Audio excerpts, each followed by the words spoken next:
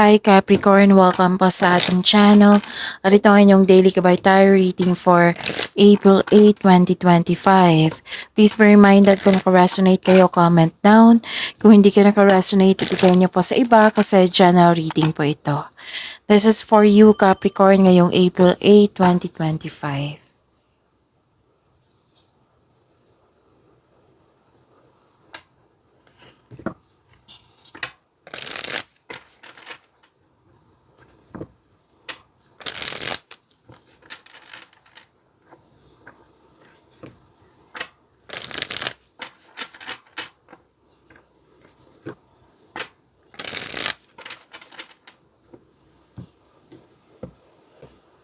Para po ito sa inyo, Capricorn, ngayong April 8, 2025.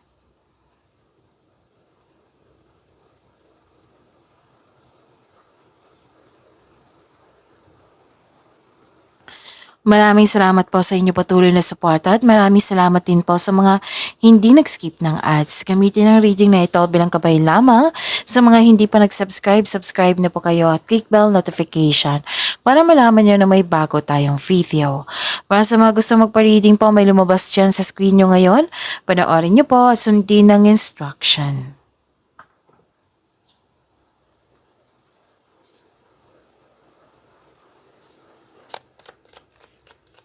Spirits Guide, mga ganap po para kay Capricorn ngayong April 8, 2025 ay need 3 cards po.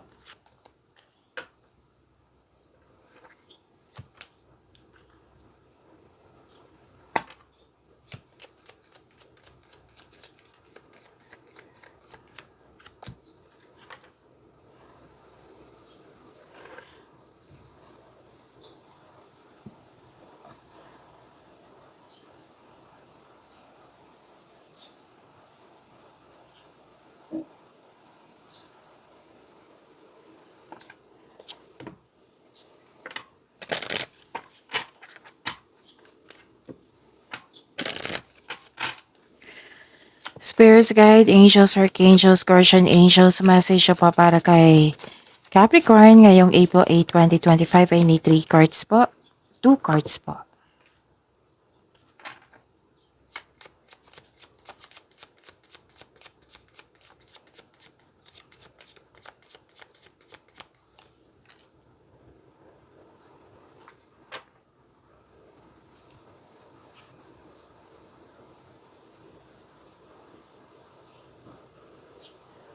Ngayong April 8, 2025 para po kay Capricorn, may travel, pwedeng may new journey, adventure, or magbakasyon. Pwedeng bibigyan mo ng aksyon yung matagal mo ng plano.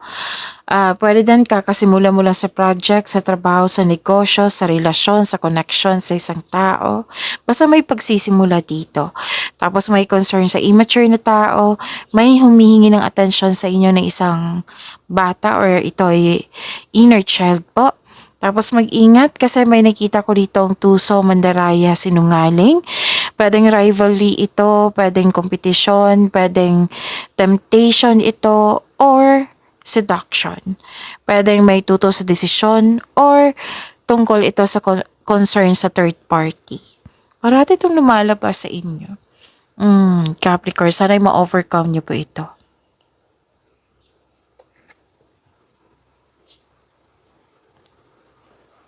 Message for you, you may have been feeling isolated, rejected, unappreciated, or misunderstood. But today, you realize you are not alone. There's a loving angel walking right beside you. At times, angels announce their arrival by the flutter of their wings, which feels like a sudden gentle breeze, even when the windows are closed. Embrace their presence.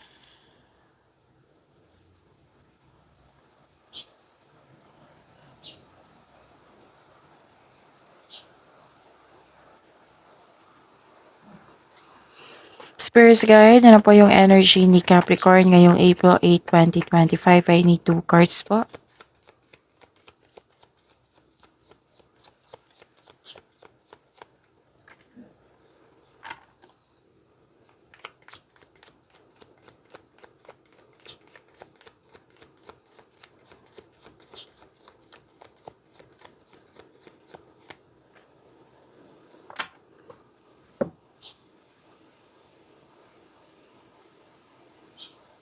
Kung may narinig kayo or may nakita kayong repeating message, like for example, nanood kayo ngayon ng April 7 and April 8 at may napansin kayo yung repeating message, meaning to say, pinupush ng cards niya na kailangan yung bigyan ng atensyon, solusyon at aksyon kung maaari po. Remember, Capricorn, at the end of the day, alam mo na ikaw lang taong may kakayahan at responsable na gumawa ng sarili mong katotohanan at kinabukasan. So, ano yung energy ni Capricorn?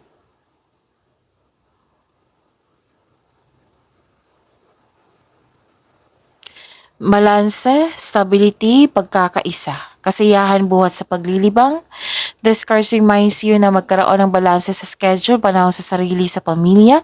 Kasi ang ilan sa inyo, buhos yung trabaho, buhos sa trabaho or buhos sa kaka-travel. So, kailangan ng pagbalansa dito, panahon sa sarili at panahon sa pamilya. Ilan sa inyo nagdadalawang isip na sa desisyon if you're going to travel, enough ba ang money mo?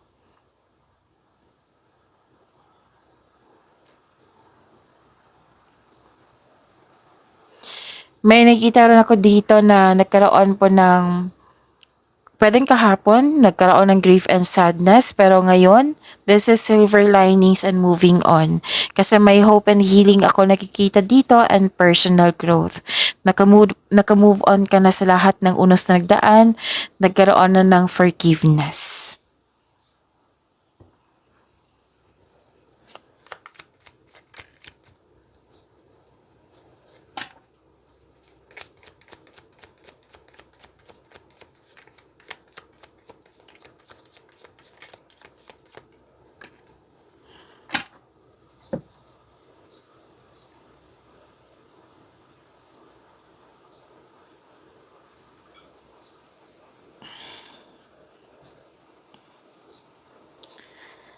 Okay, so nag-decide, okay.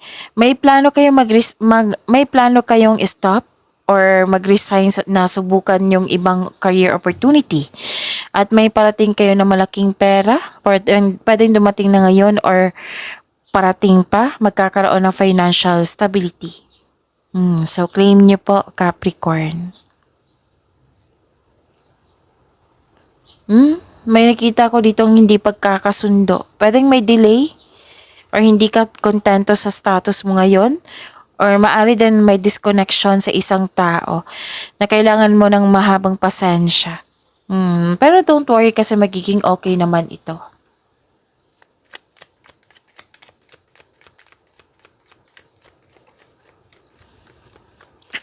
Spirits Guide, Love Life, Self-Love, Partnership, and Domestic Capricorn ngayong April 8, 2025.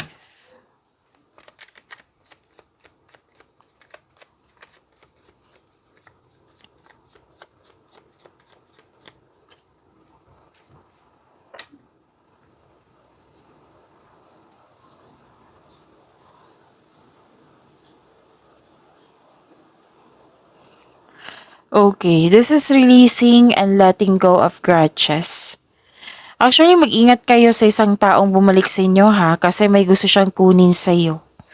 Tapos nahihirapan din kayo sa paggawa ng, or nahihirapan kayo mag, what I meant is, ang advice ng card dito, kailangan yung i-release itong old grudges in order to move forward. So, may pagpatawad na mangyayari.